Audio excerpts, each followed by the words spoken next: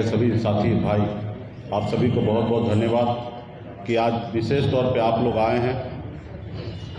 जब हम मंत्री थे तभी भी आप लोग आते थे, उससे पहले जब संघर्ष कर रहे थे तभी भी आ रहे थे, और आज फिर से मैं संघर्ष करने के रास्ते पर उतरा हूँ तो अभी भी आप लोगों का प्यार सहयोग मिल रहा है। इसके लिए विशेष तौर पे आप सभी को धन्यवाद मैं देता हूँ।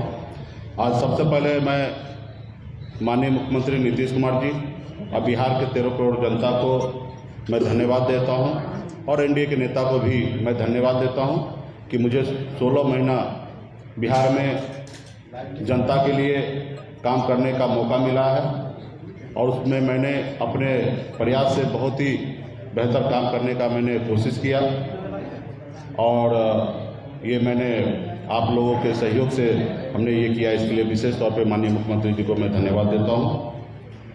और आपने देखा कि किस तरीके से एक अति पिछड़ा का बेटा के साथ लोगों ने गलत किया है, लेकिन इसके लिए मैं जनता के बीच में मैं जाऊंगा। जो मेरे साथ अन्याय हुआ है उसको मैं जनता के बीच में जाके अपनी बात को रखूंगा, और उनको मैं कहूंगा कि आने वाले समय में जो अन्याय हुआ है उसको आपको न्याय करना है। और इससे ज़्यादा और मैं क्या, जनता के बीच में सिर्फ यही मांग को लेकर मैं अगले महीने से पूरे बिहार में हर मंडल में, हर प्रखंड में, पंचायत में, जिला में, हर जगह हम अपने पार्टी कार्यकर्ता, पार्टी सपोर्टर सभी साथी से मैं जाऊंगा और अपनी बात को रखूंगा। आज मैं खास करके जब तक मैं एनडीए का पार्ट था तब तक उनके लिए मैं बड़ा नेता था, लेकिन आज उनके साथ नहीं हूँ। उन्होंने मेरे साथ जो गलत किया और उल्टा हमारे ऊपर आरोप लगा रहे हैं। कल तक साथ था तो हम रामचंद्र जी को नैया पार लगाने वाला केवट महाराज थे, लेकिन आज उनके साथ नहीं है तो आज वो रावण बना दिए। तो मैं खास करके भारतीय जनता पार्टी के प्रदेश अध्यक्ष से मैं कहना चाहूँगा कि आप इस देश के और राज्य के बड़े पार्टी हैं, और आप जो भी बात बोले वो सोच समझ के बोले, क्योंकि जनता उस बात को सुनते हैं। कोई आप छोटे मोटे पार्टी से नहीं है, बड़े पार्टी से हैं। तो जो भी बात रखना है सही से रखिए, ईमानदारी से रखिए और सही बात रखिए। जिस बात को आपको जानकारी नहीं है ऐसी बात को आपको रखना नहीं चाहिए, या उस बात को अच्छे तरीके से जानकारी ले लेना चाहिए, तब वो बात को रखना चाहिए। अभी उन्होंने 4-5 एलिगेशन मेरे पास लगाया है, वो एलिगेशन का मैं एक एक करके मैं आप लोगों को जवाब देना चाहूँगा। सबसे पहले उन्होंने कहा कि मछुआरा को नए सदस्य बनाने का मुकेश सहनी ने निर्णय लिया। मैंने सहकारिता विभाग जो मंत्रालय है वो हमारे अधीन नहीं है, वो बीजेपी के कोटे के मंत्री वहाँ पे क्या नाम है, सुभाष सिंह जी उस विभाग के मंत्री हैं। मेरा सिर्फ एक ही उद्देश्य था कि ज़्यादा से ज़्यादा मछुआरा सदस्य बने, ताकि किसान सम्मान जो निधि है वो उस मछुआरा तक मिले। हमारा लक्ष्य था कि 50 लाख मछुआरा को सदस्य बनाए, ताकि वो 6,000 रुपया सालाना जो मिलता है वो किसान मछुआरा भाई को भी मिले, क्योंकि जो किसान जमीन पे काम करता है उसी तरीके से मछुआरा भाई भी पानी में काम करता है, तो उसको ये सम्मान मिले। दूसरा, जून और जुलाई महीने में मछली मारने का, जिस समय में मछली अंडा देती है उस समय मछली नहीं मारा जाता। इसके लिए केंद्र सरकार और राज्य सरकार की तरफ से 3,000 रुपया प्रत्येक किसान को मिलता है। इसके लिए हमने चाहा कि ऑनलाइन सदस्य बना के और उसको आप 3,000 रुपया सालाना देने का काम करें। तो मेरा एक ही उद्देश्य था कि पूरे बिहार में 50 लाख से अधिक हमारे मछुआरा भाई है, उसको साल में 9,000 रुपया मिलेगा। इस उद्देश्य से हमने उनका आग्रह किया था कि ऑनलाइन आप सदस्य बनाएं। उसके बावजूद भी उन्होंने हमसे बेगर पूछे, हमारे विभाग से बेगर पूछे हुए उन्होंने पोर्टल पे लॉन्च किया, और कुछ उसमें तकनीकी खराबी रहने के कारण उसमें परंपरागत मछुआरा का शब्द उसको जोड़ना था। ये सारा काम उनको करना था, ना ही कि हमको करना था। उसके बावजूद भी रहा कि मत्स्यजीवी सहयोग समिति में वो सदस्य बन नहीं सकता है। सिर्फ ये किसान के लिए पोर्टल को हमने इस्तेमाल करना था कि सूची हमें नहीं चाहिए था। जहां तक रहा कि मत्स्यजीवी सहयोग समिति में सदस्य बनना, तो जब तक मत्स्यजीवी सहयोग समिति में जब तक सदस्य मंत्री और अध्यक्ष नहीं चाहेंगे तब तक एक भी व्यक्ति सदस्य नहीं बन सकता।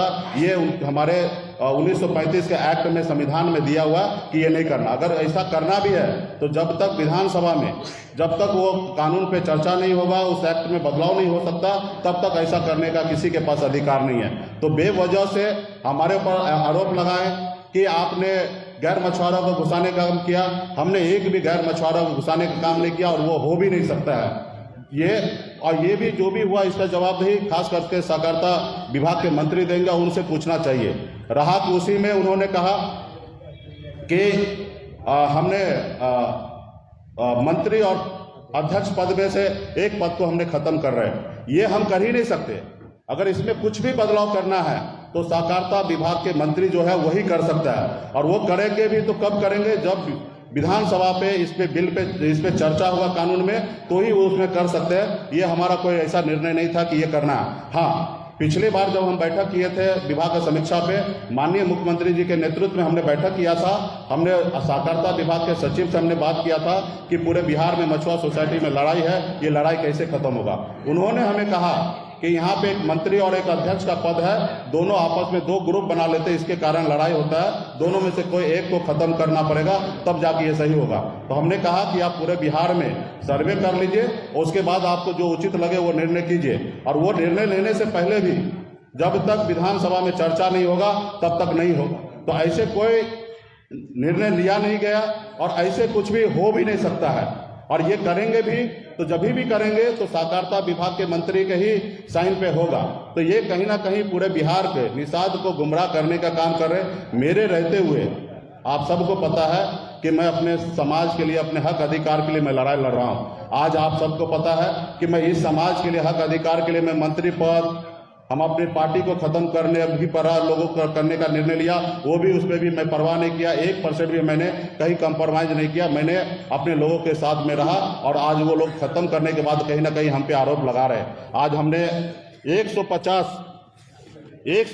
पीत पत्र मैंने अपने रीजन में, देश और दुनिया का पहला मंत्री मैं होऊंगा कि 3 महीने के अंदर में 150 पीत पत्र मैंने विभाग को लिखा कि मछुआरा समुदाय के हित के लिए, जैसे तालाब को अतिक्रमण हो चुका है, गैर मछुआरा है उसको निकाला जाए, तमाम ऐसे जो जहां पे सरकार की तरफ से गलतियां था उसको ठीक करने के लिए मैंने विभाग को लिखा है। तो ये हमने किया है। उसके बाद उन्होंने खर्च की बात किया उन्होंने, तो खर्च में आपको मैं बता दूं कि मैं हमेशा प्रयासरत रहा। 2 पत्र मैंने लिखा कि आप जल्दी से जल्दी स्वीकृत कीजिए, पैसा खर्च नहीं हो रहा। और इसके लिए आप सबको पता है कि वित्त विभाग किनके पास है, बीजेपी के कोटे में है, वो पैसा रिलीज नहीं कर रहे हैं। हम लोग बहुत सारा योजना बना के भेज रहे हैं, उनके स्क्रीनिंग कमेटी से वो पास नहीं कर रहे हैं और वहां तक वो पैसा रिलीज नहीं कर रहे हैं, खर्चा नहीं कर रहे, और वो हमारे ऊपर आरोप लगाए कि आप पैसा खर्च नहीं किए। आप सबको पता होगा कि हमने पिछले महीना एनडीए के जब बैठक था माननीय मुख्यमंत्री जी के समक्ष में, वहां पे हमने 127 विधायक के समक्ष में हमने वहां पे कहा कि हमारे विभाग में पैसा खर्च नहीं हो रहा है, 30% भी पैसा खर्च नहीं हुआ है और इस तरीके से सरकार नहीं चलेगा और इस तरीके से हम मंत्री नहीं रहेंगे। अगर आपको चाहिए तो मेरा इस्तीफा ले लीजिए, लेकिन हम इस तरीके से विभाग नहीं चलाएंगे। जो काम 1 महीना पहले मैंने मुख्यमंत्री जी के सामने में, पूरे बिहार के जितने भी हमारे एनडीए के विधायक थे उनके सामने में मैंने मंत्री के सामने बात रखा, उस बात लेके हमें बोल रहे हैं कि आप पैसा नहीं खर्चा कर रहे हैं। आपको उल्टा, आपको पता होगा मत्स्य संपदा योजना के तहत हमें 1 साल में 125 करोड़ रुपया केंद्र सरकार से आना था, सिर्फ उसमें 20 करोड़ रुपया केंद्र सरकार से आया इस साल में। तो कहीं ना कहीं ये लोग पैसा नहीं दे रहे थे, इसलिए नहीं दे रहे थे कि ये पैसा मिलेगा, इस विभाग में मछुआरा का काम करेगा, मछुआरा के बीच में इनका फेस बनेगा, इमेज बनेगा और कहीं ना कहीं इसके पीछे हमें भविष्य में घूमना पड़ेगा। तो इन्होंने एक साजिश के तहत विभाग में हमें काम करने का मौका नहीं दिया, खर्चा करने के लिए नहीं दिया। एक भी ऐसा योजना कभी मैंने इसमें नहीं लाया है। जो नया बहुत सारा योजना स्वीकृत भी हुआ तो अगले साल उस पर काम होगा, 1 रुपया का खर्च नहीं हुआ और हमारे पर आरोप लगा रहे भ्रष्टाचार का। तो आपके पास तो विभाग आ गया है, आज विभाग भी आपके एनडीए कोटा में और डिप्टी सीएम साहब के पास पहुंचा है। आप एक एक विभाग को जांच करके, और अब मीडिया के सामने में हम भी बैठेंगे, आप सामने में बात रखिएगा पूरे बिहार की जनता के बीच में, लेकिन गलत तरीके से आप लोग इस तरीके से बात रखना वो उचित नहीं है। उन्होंने कहा कि मैंने विभाग को 5 बार लेटर लिखा कि परंपरागत मछुआरा का सूची जारी करना है, तो उनको ये तो मेरे रीजन में हम जब से मंत्री बने तब से एक बार भी उन्होंने भेजने का काम नहीं किया, और भेजे भी होंगे तो मुझे जानकारी विभाग के लोगों ने नहीं दिया। आज मंत्रालय उनके पास है, जांच करा ले, और वो हमारे पास नहीं आया। अगर वो भेजे हैं तो ऐसे अधिकारी पे कार्रवाई करे कि मंत्री जी को क्यों नहीं बताया, और नहीं अगर भेजे हैं तो कहीं ना कहीं बिहार के जनता से उसको माफी मांगना चाहिए कि हम पूरे बिहार में झूठ बोल रहे हैं। ये तो मुझे पता है कि ये लोग बहुत हद तक पहुंचेंगे। ये लोग वो है कि गणेश जी को मूर्ति में भी दूध पिला देते हैं।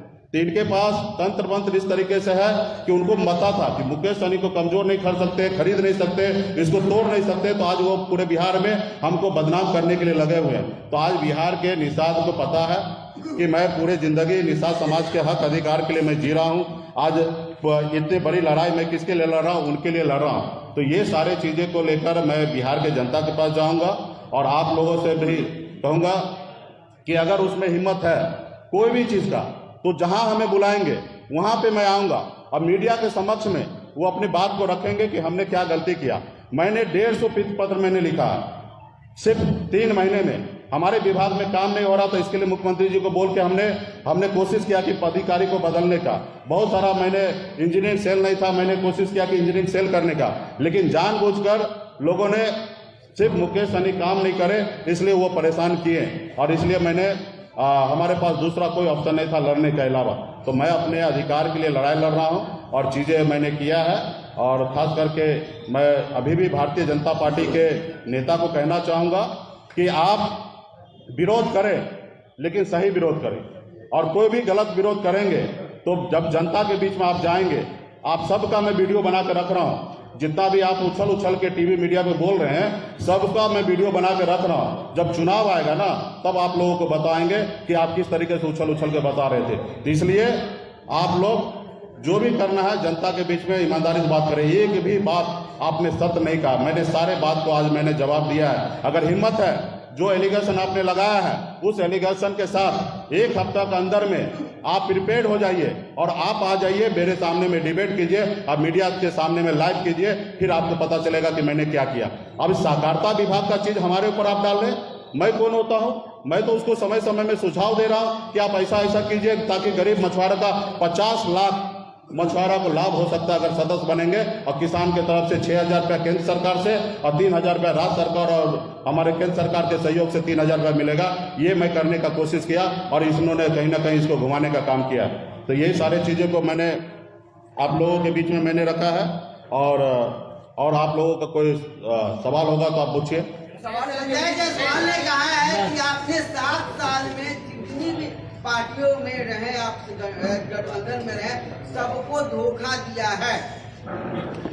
देखिए, मैंने कभी किसी पार्टी में नहीं रहा, और मैं जब भी अपना पार्टी बनाया मैं यूपीए के साथ रहा, और यूपीए में गठबंधन में मैंने चुनाव लड़ा। और आप सबको पता है कि यूपीए में गठबंधन कैसे टूटा, किस तरीके से हमारा सीट घोषणा नहीं किया, उसी जगह हमने गठबंधन तोड़ा। और मैं आज एनडीए में हूँ था, और मैं यहाँ पे लड़ाई लड़ा। और आप सबने कल संजय जायसवाल का एक अपनी बाइट सुना कि उन्होंने कहा कि हमारा बात हुआ था कि पार्टी विलय करने का। आपको मैं बता दूं कि आपने देखा कि हमारा गठबंधन टूटा, हमने मोरिया में प्रेस कॉन्फ्रेंस किया कि हम अकेले अपने दम पर चुनाव लड़ेंगे। दिल्ली से फोन आता है, मैं दिल्ली जाता हूँ और 4 घंटे में डिसीजन होता है कि आप हमारे एनडीए का पार्ट बनिए और आपको हम इतना सीट देते हैं। तो वहाँ पे पार्टी विलय का कोई चर्चा ही नहीं है। वो तो हमें सपना आज से नहीं 2016 से दिखा रहे हैं कि राज्यसभा भेजूंगा। 2020 में वो आग्रह कर रहे थे कि केंद्र में आपको राज्यसभा भेज के केंद्र में मंत्री बनाते हैं, आप हमारे पार्टी में विलय कर लीजिए। 2025 में आपको बिहार का मुख्यमंत्री बनाएंगे, ये सब ऊपर दे रहे थे। और तमाम वो कह रहे थे कि आप हमारे पार्टी में विलय कर लीजिए, लेकिन हम उसको हंसते हंसते, और वो भी हमेशा मजाक में कहें, और मैंने हंसते हंसते उसको एक ही जवाब दिया कि आप हमारा जो उद्देश्य ये पार्टी बना है उस उद्देश्य को पूरा कर दीजिए, आरक्षण दे दीजिए, तो निश्चित तौर पे आप जो बोलेंगे वो मैं करूंगा। तो मैं आज भी कहता हूं कि जो उद्देश्य से मेरा ये पार्टी बना है वो आरक्षण आप केंद्र सरकार से लागू हो सकता है। जब बंगाल में आरक्षण है, दिल्ली में आरक्षण है, तो केंद्र सरकार से आरक्षण लागू हो सकता है। आप आरक्षण लागू कर दीजिए और मैं पार्टी भी आपको हैंड ओवर करके और मैं हरिद्वार चला जाऊंगा, वहां पे कीर्तन करने के लिए चला जाऊंगा, राजनीति से मैं संन्यास ले लूंगा। लेकिन आप ये नहीं करेंगे। एक गरीब का पिछड़ा का बेटा आगे बढ़ रहा है, तो बताइए लोकतंत्र का ये हत्या है कि नहीं है कि किसी पार्टी को दबाव डालकर प्रेशर डालकर और उस पार्टी को अपने में विलय करा लेना, ये लोकतंत्र के बीच में यह हत्या है कि नहीं है। तो उन्होंने खुद सिद्ध कर लिया कि मैं इनको हमेशा बात कर रहा था कि पार्टी विलय करने का। तो इसलिए आप लोगों के बीच में मैं देखा कि मैंने अपने कुर्सी को किस तरीके से मैंने गंवाया, क्योंकि मेरा एक ही ध्येय है कि संपूर्ण बिहार और देश में निषाद समाज का कल्याण हो, निषाद समाज का हक अधिकार के लिए लड़ाई लड़े। आज मेरे में क्या था, उन्होंने तो कहा कि पार्टी विलय कर लेना, तो मैं अगर पार्टी विलय कर लेता तो उसके हिसाब से मैं आज मंत्री रहता, हमारे सब चीज रहता, मान सम्मान रहता, लेकिन मैंने इसको त्यागा, मैंने उसको ठुकराया।